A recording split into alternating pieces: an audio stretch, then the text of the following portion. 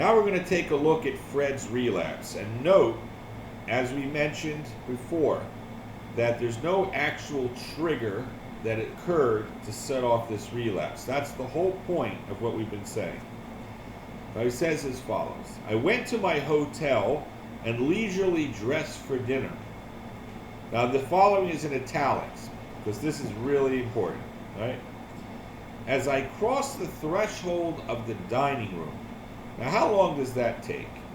The threshold is the door frame, right? He's walking into the dining room through the door.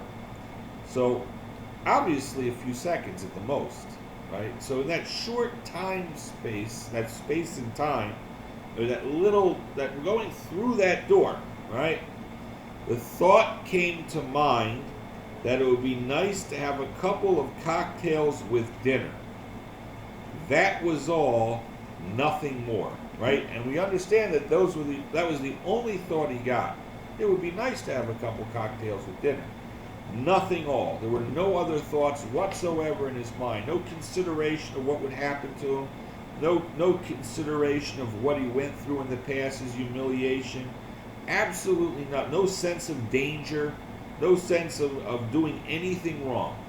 Just a simple, harmless thought that is so subtly powerful, he didn't even see it coming. It came out of nowhere. No cause. No identifiable reason why this thought occurred. This is nuts, right?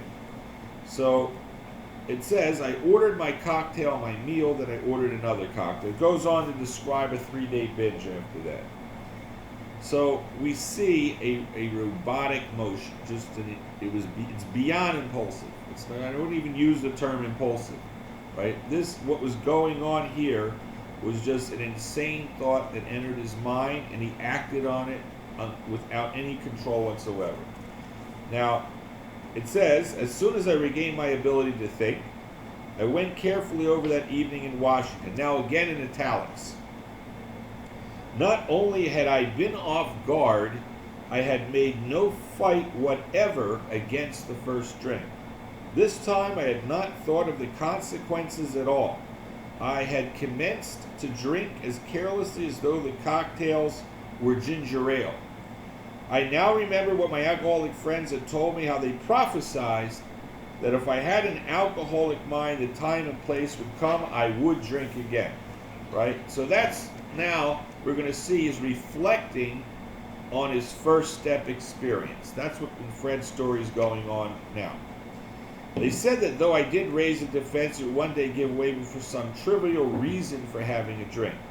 Well, just that did happen and more. For what I had learned of alcoholism, remember, a learning process, did not occur to me at all. This is the problem why people don't get clean in traditional rehabs also. Because they can go through 5, 10, 15 rehabs and learn a lot of information about the neurotransmitter. They can go into everything and learn all different strategies of avoiding temptation. They try everything. But everything they learn gets blanked out. Without the personality change, they forget.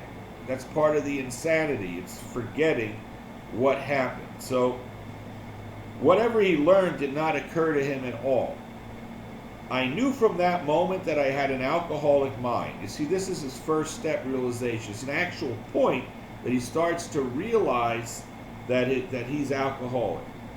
I saw that willpower and self-knowledge would not help in those strange mental blank spots. So this is what we're talking. These mental blank spots come in the mind of an addict and shut out everything.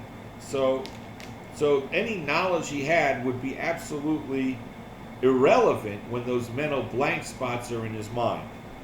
I had never been able to understand people said that a problem had them hopelessly defeated. I knew then it was a crushing blow.